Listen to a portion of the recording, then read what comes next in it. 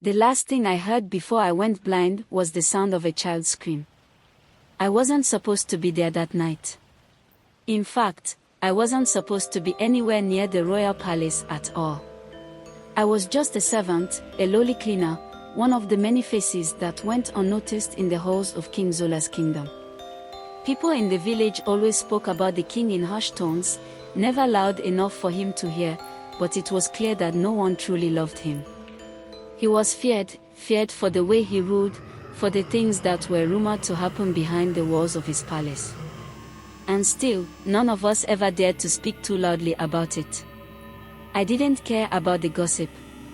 I just wanted to keep my head down, do my work, and stay out of his sight. I had seen what happened to people who didn't keep their distance from the king. It wasn't pretty.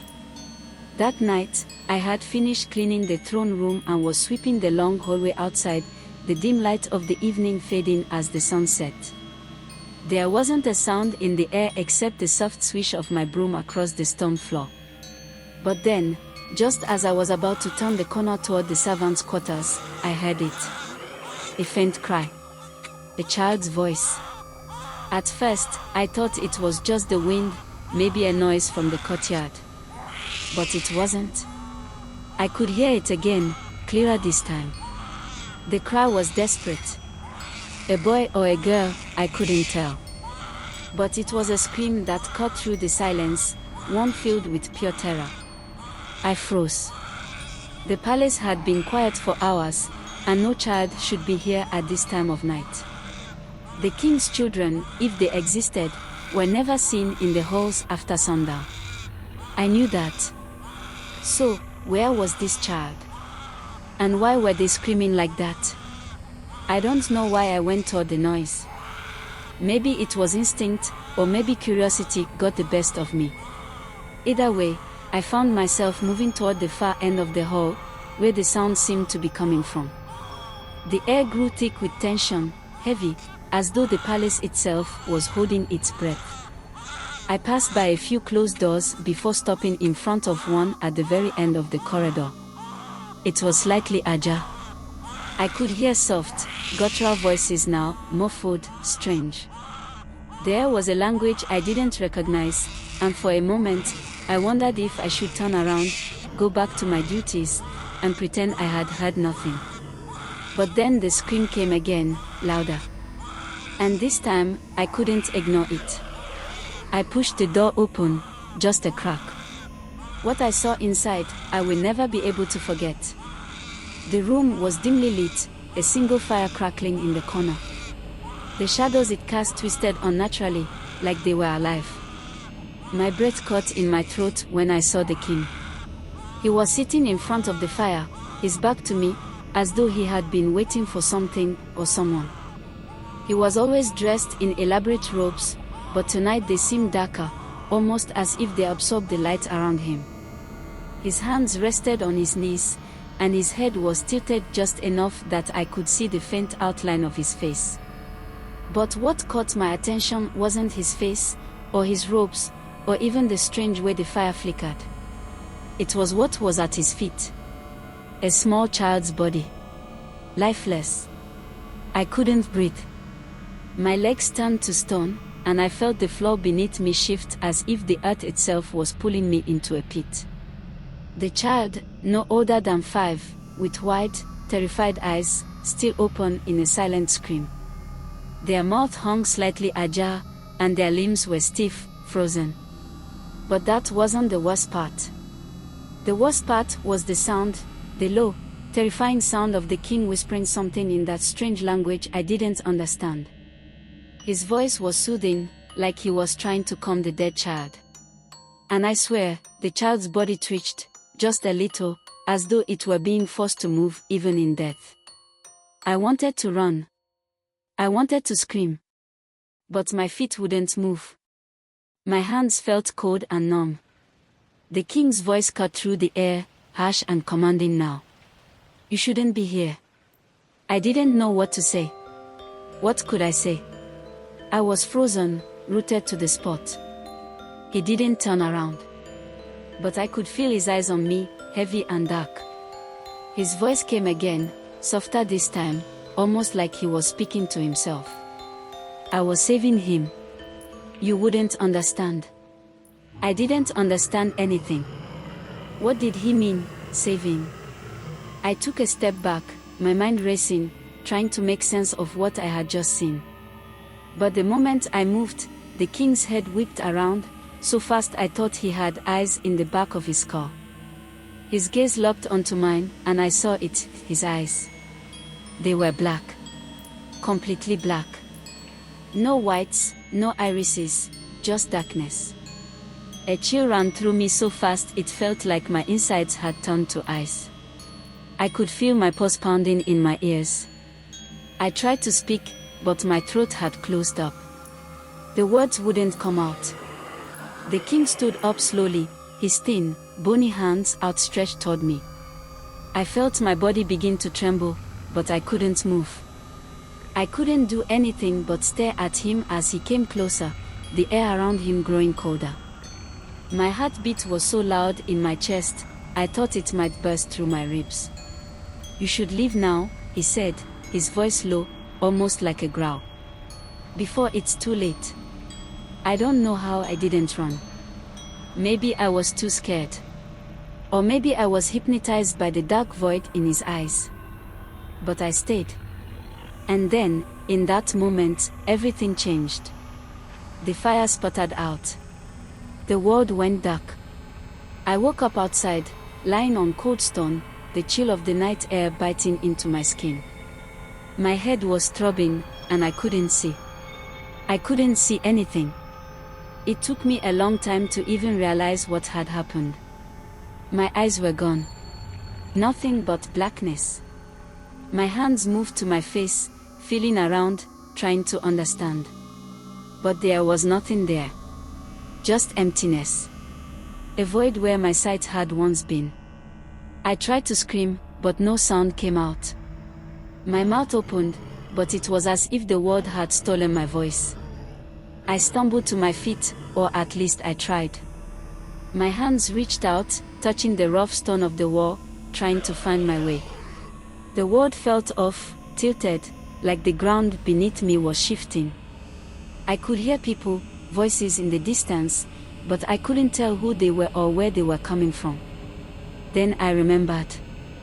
The king. I remembered his voice, the coldness of his touch, the way his eyes had looked at me, those black, endless eyes. And I remembered what he said. I was saving him. You wouldn't understand. That's when it hit me. The child wasn't a stranger. The child wasn't someone else. The child was me. I had been that child. The one the king had taken, the one who had screamed in that room. But he had saved me, or so he said. In some sick, twisted way, he had saved me by stealing my sight, by turning me into something else, something new. And as I stood there, blind, lost in a world of darkness, I realized the truth. The king wasn't just a man. He was a creature, something older than time itself, something that fed off the souls of children, that twisted them into something else. I had been turned into one of them. A part of him. That's why I can't sleep. That's why I can never escape the dark. Because every time I close my eyes, I feel him, waiting. Watching. And I know, deep down, that one day, he will come for you, too. And when he does, you won't even see it coming. It's been weeks since that night, and I'm still here, trapped in this endless blackness. At first, I thought it was just the shock of losing my sight. I thought that maybe, eventually, I would wake up and everything would go back to normal, that I'd find my way back to the village, that I'd be able to see again. But that hasn't happened. The king. Zola, I guess that's what they call him now, hasn't come to take me back. I haven't seen him since that night. But I can feel him, you know. It's like a presence that never leaves. He's in the air, in the darkness around me. It feels like he's always watching. And if I let my mind wander too much, I feel it, his cold eyes on me, always waiting for the right moment to take me back to his palace, back to the place where I was never really a person to begin with. I've tried to leave. The world's just as dark as my mind now, but I've stumbled around the village, trying to find someone, anyone who can help me. But it's like no one sees me. Like I'm nothing but a shadow drifting through the streets. People walk past me without a second glance. I try to scream, to ask for help, but my voice never comes. It's as if the silence in my throat has become part of me, like the absence of sound is what holds me here in this place between life and death. I remember walking down the road near the river one night, feeling the cool air brush against my skin. There was a scent in the air, something sharp and familiar. I don't know what it was exactly, but it felt like rot. It made me stop. And then, for the first time since that night in the palace, I heard something. A soft whisper. It wasn't loud, but it was enough to make my heart stop. It was the king's voice. You belong to me now. You are mine. You are one of my children.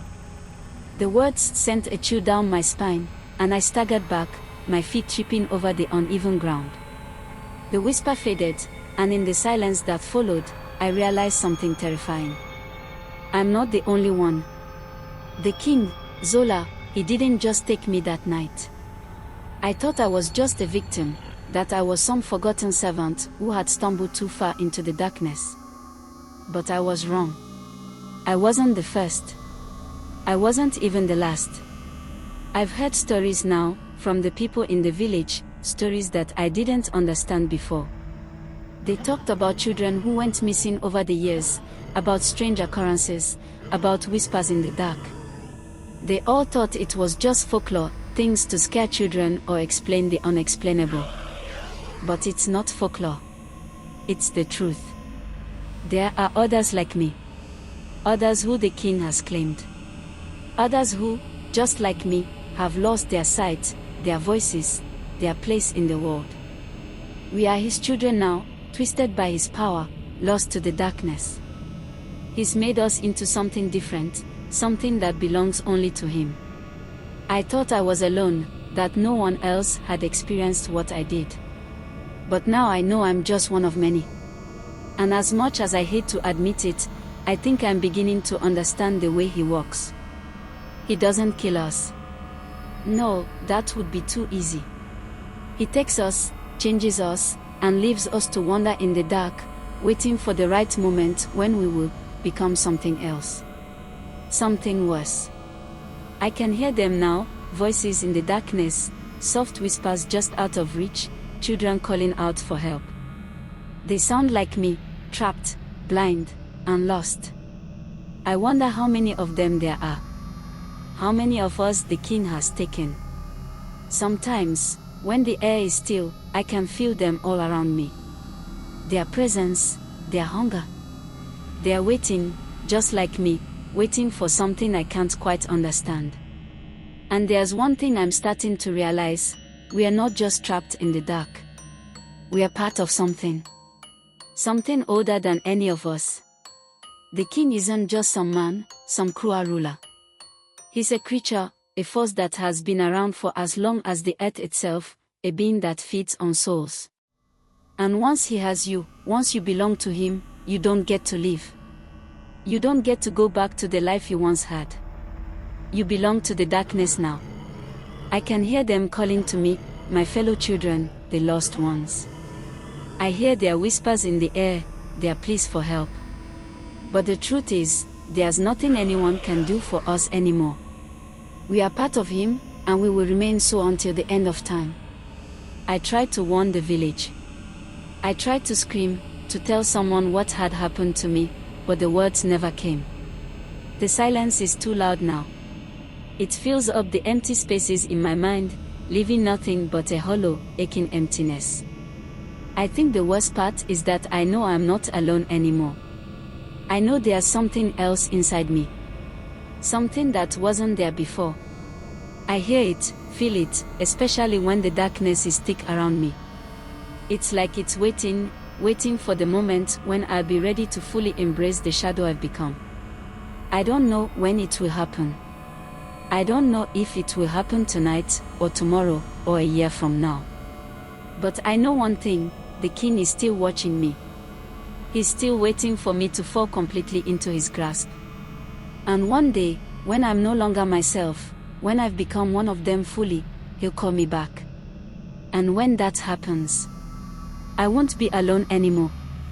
The others will come, too. The children who have become part of him. The ones who scream but can never be heard. The ones who walk the earth, lost in the dark, waiting for the king to call them back home. And the moment that happens, you know. You feel it in the air. The stillness. The cold. You hear the whispers, and you won't be able to escape.